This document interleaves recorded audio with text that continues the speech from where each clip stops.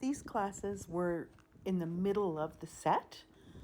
So I put some of the dogs through a bit of longer tracks with a few more challenges just to see where they were at. This is Linda and Tylee. Linda used to track with me, Linda and Ron, with another staffy over 10 years ago, and she was just an amazing tracker. So it's so nice to see them come back with this girl. Tylee has been, right from the start, natural and progressing really quickly. So here is a 30-minute aged track, and it's 300 meters long. It might have been a little longer, in an industrial park. And she has a really nice start here. So working through a corridor and then out into a bit more of an open area.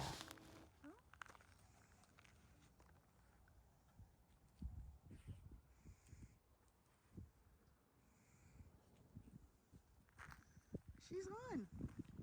So she crossed the road really well and is finding the track again, and it follows that long self-storage building.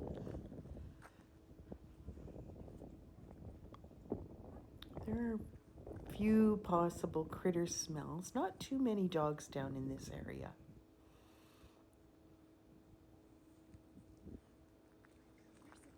And it is more on the left-hand side, not on that side. But you know what? It's a corridor. So she checks the chain link fence of the daycare area and then crosses back over to where now she knows what she's doing. Kathy walked. But we don't also want them to be imprecise or lots of little scent pools, scent traps. Then it gets too hard to read. So there's a nice little scent pool.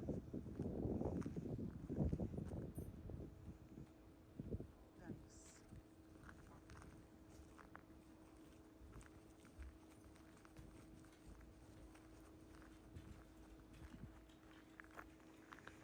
So she's sort of caught up here on the center of the roadway where there's a little bit of an angle so that water goes to the storm drains. And sometimes scent tends to gather in those areas. Now she's back along the building and about to head into our big open area.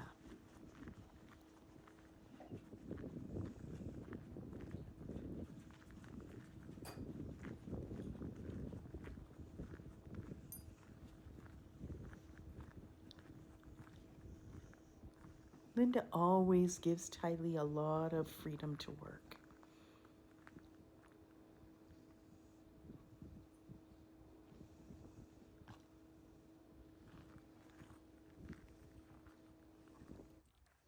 In this section, coming into the big open area, there's actually a large cul-de-sac.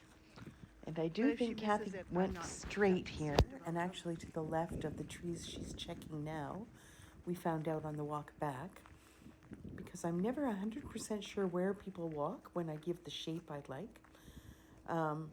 But in the cul-de-sac, Tylee gets attracted over to the fence on the other side, chain link fence.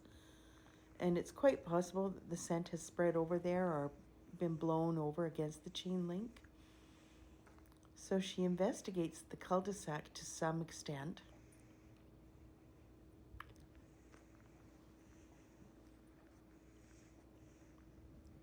But you'll see when she gets a little further along, she's either running out of scent or never really had any track scent there.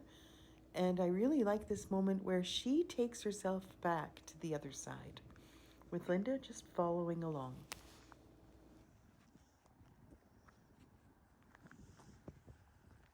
So I think she got a little out of the scent. She was following the chain link there. But I'm trying to figure out what the wind is doing too. It's probably bringing it up.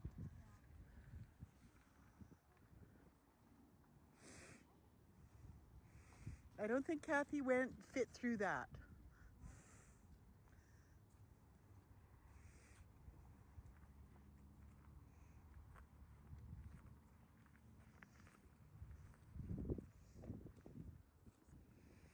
So it's really, if she wants to come back to here, that's really good, because eventually what we want them to do is think to themselves, I think I need to get back over there, or I'm going to go check this area.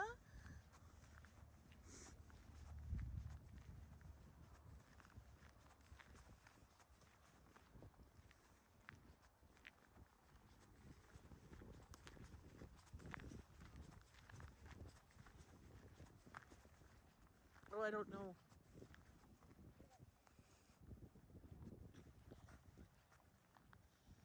And we'll watch for her to indicate that she's close to Kathy at any point now, because I think this is a restaurant now.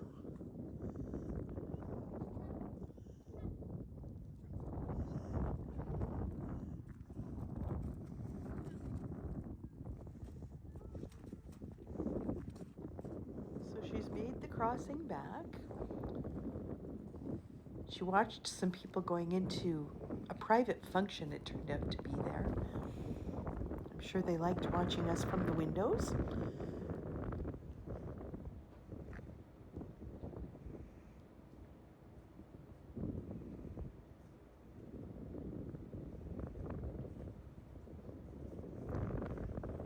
And now she's getting a little bit more into tracking mode. You can see that she's has a different really behavior. Like she seems to be more onto Kathy's trail again.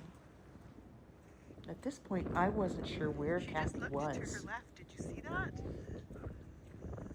So but we see her left, sort of give an alert. Looks like she could be down that roadway, maybe behind the trees.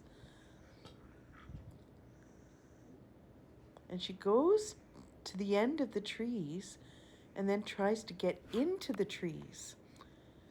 But it's very, very tight and bushy, and then I did spot Kathy off to my right. So scent hanging under those Tylee is picking up the scent cone all around those trees. Look at her. Now she's just trying to get to Kathy. You can see Kathy's red jacket now. It's not me. Boy, she's got it. Really good behavior. Oh, wow. Just the perfect length of track for her, and a very nice job. Was. Oh, that was and a happy girl. Good. She did some beautiful